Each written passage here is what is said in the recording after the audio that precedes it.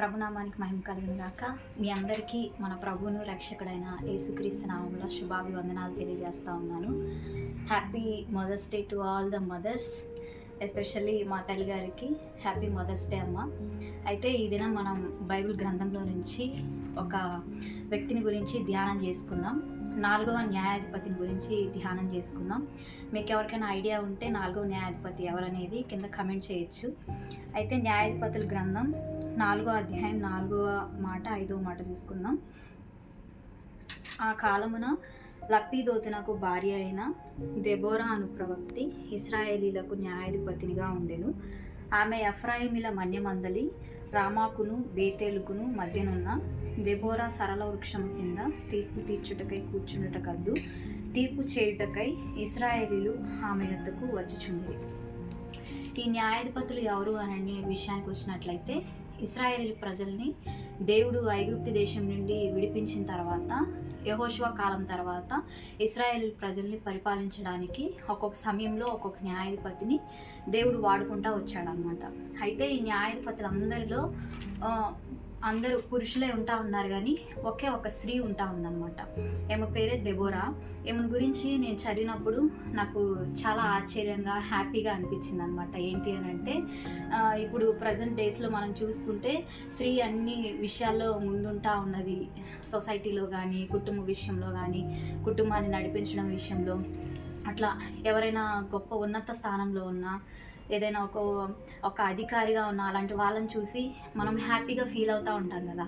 అబ్బా, వీళ్ళంతా బాగా చదువుకున్నారు, వీళ్ళంతా మంచిగా ప్రేయర్ చేసుకున్నారు, వీళ్ళ తల్లిదండ్రులు ఎంత బాగా వీళ్ళని పెంచారో అని చెప్పి అట్లా మనం ఆలోచించుకుంటూ ఉంటాం. కానీ నాకు ఈ స్త్రీ గురించి చదివినప్పుడు చాలా హ్యాపీగా అనిపించింది, ధ్యానం చేయాలని కూడా అనిపించింది అనమాట. అయితే ఈ దెబోరా ఎవరు అని అంటే, ఈమె గురించి పెద్దగా హిస్టరీ బైబిల్లో ఏమీ లేదు, కానీ పరిశుద్ధాత్మ దేవుడు ఈమెను ఎలా పరిచయం చేస్తూ ఉన్నాడు అని అంటే, ఆ కాలమున లప్పీదోతునకు భార్య అయిన దెబోరా అను ప్రవక్తి ఈ ఇశ్రాయేలీ ప్రజలను న్యాయాధిపతులు పరిపాలన చేస్తూ ఉన్నారు. ఫస్ట్ ఎవరంటే ఒత్నీయేలు, ఏహూదు, షమర్గు, దెబోరా అనమాట.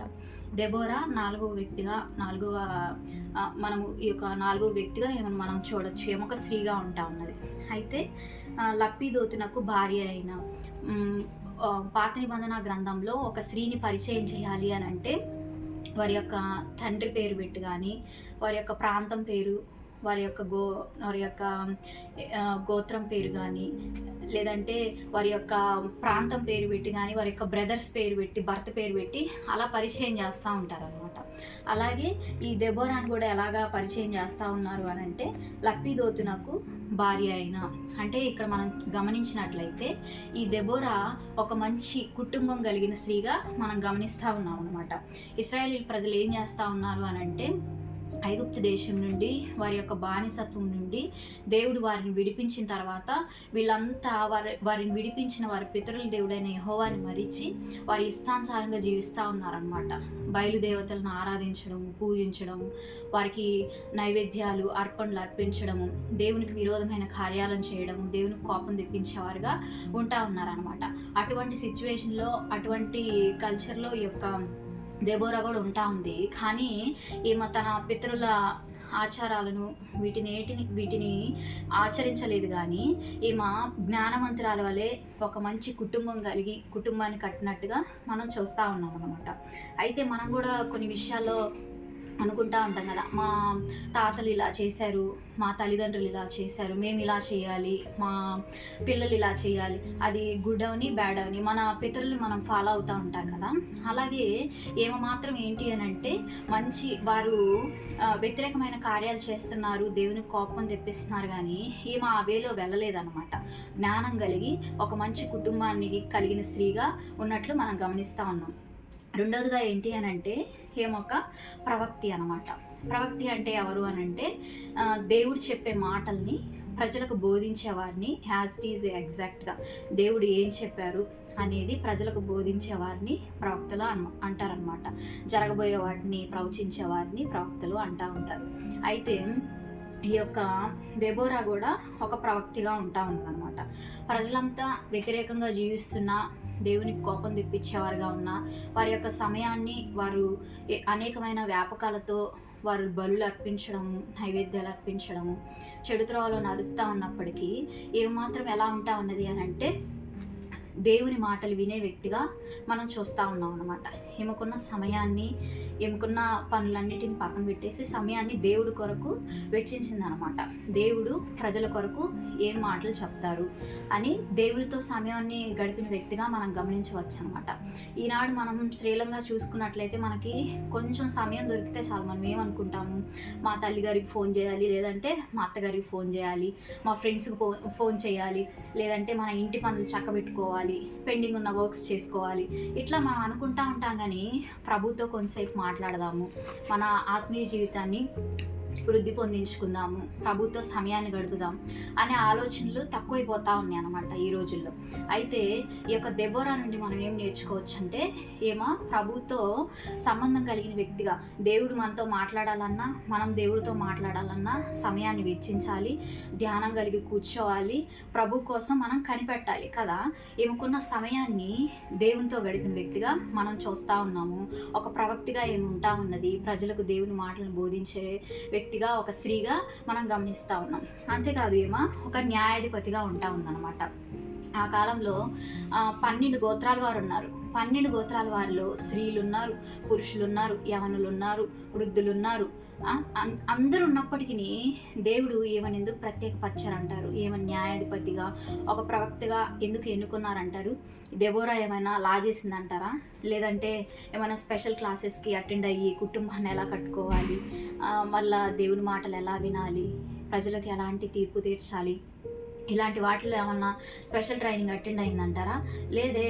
కానీ దేవుడు ఏమైనా ఎందుకు ఎన్నుకున్నారంటారు? 12 గోత్రాల వారికి న్యాయం తీర్చాలి అంటే, వారికి అందరికీ సమాధానం చెప్పాలి అని అంటే ఎంత సహనం ఉండాలి, ఎంత ఓర్పు ఉండాలి కదా.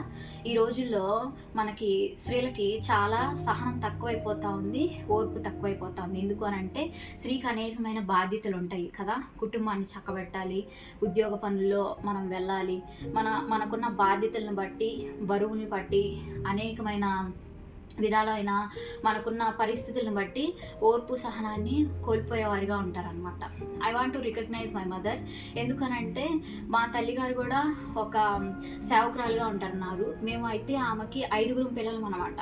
ఎప్పుడు మా మీద చికాకు పడ్డట్టు కానీ, కోపపడ్డట్టు కానీ, కుటుంబంలో మనుషులతో, వ్యక్తులతో కోపంగా మాట్లాడినట్టుగా నేను ఎప్పుడు చూడలేదు. ఎప్పుడు ఆ ప్రశాంతమైన ఫేస్, ఆ పీస్ఫుల్నెస్ అలాగే ఉంటుంది అనమాట. ఎందుకనంటే ఈ రోజుల్లో మనం చూసుకుంటే ఒక చిన్న పాపని, ఒక చిన్న బాబుని, ఎవరినైనా కానీ ఒక్క బిడ్డని సాకడానికే చాలా కష్టపడుతూ ఉంటారు, చాలా ఇబ్బందులు పడుతూ ఉంటారు. కానీ 5 పిల్లల్ని మా తల్లిగారు చక్కబెట్టేదనమాట. అటు పరిచర్యలో వాడబడేది, ఇటు కుటుంబాన్ని కూడా చక్కబెట్టేదనమాట. అందుకే దేవుడు 5 పిల్లల్ని ఇచ్చారు. ఓర్పు కలిగి, సహనం కలిగి ఉంటుందనేమో మరి. అయితే ఈ యొక్క దెబోరాను గురించి మనం కూడా ఏం నేర్చుకోవాలి అని అంటే, సహనం, ఓర్పు కూడా మనం ఏం నుండి నేర్చుకోవచ్చు అనమాట. ఏమో సరళ వృక్షం కింద కూర్చునుట, she would sit under the palm tree అనమాట. ఈ యొక్క పామ్ ట్రీ కింద ఎవడ ఎందుకు కూర్చున్నారు, ఈ యొక్క చెట్టుకున్న ప్రత్యేకత ఏంటి అని మనం చూసినట్లయితే, ఈ యొక్క చెట్లు చాలా బలంగా ఉంటాయి, చాలా హైట్గా ఉంటాయి, చాలా స్ట్రాంగ్గా ఉంటాయి అన్నమాట. ఇవి ఏ తుఫాన్ వచ్చినా, ఏ వరదలు వచ్చినా కొట్టుకొని పోవు, పడిపోవు అనమాట. అయితే ఈ యొక్క చెట్లు మనము ఎడారి ప్రాంతాల్లో ఎక్కువగా గమనిస్తూ ఉండొచ్చు. ఈ సౌదీ అరేబియాలో చూస్తే ఇంటికి ఒక చెట్టు అయినా ఉంటుంది అనమాట. ఇది మేము రోడ్లలో ఎక్కడైనా చూడని ఈ చెట్లు ఎక్కువగా మనకు కనిపిస్తూ ఉంటాయి అనమాట. ఎడారి ప్రాంతాల్లో ఉంటాయి. ఈ ఎడారి ప్రజలకు నీడని, ఆహారాన్ని ఇచ్చేవిగా ఉంటాయి అన్నమాట. వీటిలో ఇంకొక స్పెషల్ క్వాలిటీ ఉంది. ఏంటి అంటే ఇవి కరువు కాలంలో కూడా పంటనిచ్చేవిగా ఉంటాయి అన్నమాట. బైబిల్ గ్రంథంలో వీటిని వేటితో పోలుస్తారు అని అంటే, విజయానికి, నీతిమంతులకు, సౌందర్యానికి సాదృశ్యంగా వీటిని పోలుస్తూ ఉంటారనమాట. విజయానికి అన్నప్పుడు మనం చూసుకున్నట్లయితే యేసు ప్రభువుల వారు యెరూషలేముకి గాడిద పిల్ల మీద ఎక్కి వెళ్తా ఉన్నప్పుడు అక్కడున్న ప్రజలంతా ఆ కొమ్మలు పట్టుకొని హోసన్నా హోసన్నా జయవు, ప్రభు పేరట వచ్చేవాడు స్తుతించబడుగాక అంటూ ఉంటారు కదా. రెండవదిగా మనము చూస్తే ఇవి నీతిమంతులకు సాదృశ్యంగా ఉంటాయన్నమాట. కీర్తనలు 92:12 ఏముంటుంది అంటే, నీతిమంతులు ఖర్జూర వృక్షం వలె మొవ్వవేయుదురు అని ఉంటుంది కదా. మూడవదిగా మనం చూసుకుంటే ఇవి సౌందర్యానికి గుర్తుగా ఉంటాయి. పరమగీతాలు 7:7లో నీవు తాళ వృక్షం అంతా తిన్నని దానవు అని పోలుస్తారు కదా సలోమన్ రాజు గారు. అయితే మనం వీటన్నిటిని బట్టి గమనిస్తే ఈ యొక్క స్త్రీలో మనం కూడా గమనించవచ్చు. ఏమో ఒక నీతిమంతురాలుగా, స్ట్రాంగ్ ఉమెన్గా, స్ట్రైట్ ఫార్వర్డెడ్గా ఉంటా ఉన్నదనమాట. ప్రజలందరూ చెడిపోయిన కాలంలో ఉన్నారు, దేవునికి వ్యతిరేకంగా జీవిస్తూ ఉన్నారు, ఆయన కోపం తెచ్చే వారిగా ఉంటా ఉన్నారు. కానీ ఈ యొక్క దెబోరా ఎలా ఉంటా ఉన్నదంటే, మంచి కుటుంబాన్ని కలిగిన స్త్రీగా, జ్ఞానం కలిగిన స్త్రీగా తన కుటుంబాన్ని కట్టుకునింది. ఒక ప్రవక్తిగా ఉంటా ఉన్నది, దేవుని మాటలను ప్రజలకు బోధించేదిగా ఉంటా ఉన్నది, న్యాయాధిపతిగా ఉంటా ఉన్నది. ఈమె ఒక స్ట్రాంగ్ ఉమెన్గా, నీతిమంతురాలుగా, స్ట్రైట్ ఫార్వర్డెడ్గా మనము చూస్తూ ఉండొచ్చు అనమాట. న్యాయం తీర్చాలి అంటే ఏంటి? మనకి ఫేవర్గా ఉంటే వారి పక్షాన న్యాయం చేయడం, లేకపోతే మనకి ఫేవర్ లేదు, మనకి ఇష్టం లేదు అని అంటే వాళ్ళకి అన్యాయం చేయడం, అలా ఉంటుందా? లేదు కదా. న్యాయము అని అంటే అధికారంలో ఉన్నవారు అది నచ్చకపోని న్యాయాన్ని అందరికీ ఒకే విధంగా చేస్తారు కదా. చాలా ఓపికతోటి, సహనంతోటి, జ్ఞానంతోటి కదా. వీటన్నిటిని బేస్ చేసుకుంటే మనం వీటన్నిటి ద్వారా దెబోరా నుండి చాలా విషయాలు నేర్చుకోవచ్చు అనమాట. ప్రజలంతా దేవునికి వ్యతిరేకమైన కార్యాలు చేస్తున్నప్పటికీ ఈమె మాత్రం ఒక మంచి ఆనిమిత్యాన్ని దేవుడు వెతికి బయటికి తీసుకొచ్చినట్లు ఏమని తీసుకొచ్చాడు అనమాట. మనం కూడా ఈ ఫాస్ట్ జనరేషన్లో, ఏ జనరేషన్లో మనం కూడా ఉన్నాం కదా. ఈ కాలం కూడా చాలా చూసుకుంటే భయంకరమైన పరిస్థితులు, భయంకరమైన విషయాలను మనం వింటూ ఉన్నాము. మనం ప్రతిదీ సెల్ ఫోన్ నుండి వచ్చేస్తుంది అనమాట. మనం ఏది ఎవరిని అడగాల్సిన అవసరం లేదు, తెలుసుకోవాల్సిన అవసరం లేదు. అటువంటి ఫాస్ట్ జనరేషన్లో మనం ఉన్నప్పుడు మన కుటుంబాలు ఎలా ఉంటా ఉన్నాయి, యాజ్ ఏ ఉమెన్గా మనం ఎలా ఉంటా ఉన్నాం అనమాట. What kind of women you are? Finally question మీకే. ఈ మాటలు మిమ్మల్ని ప్రోత్సాహపరిచినట్లయితే ఇతరులకు షేర్ చేయండి. That it would be blessing to the others. God bless you. Amen.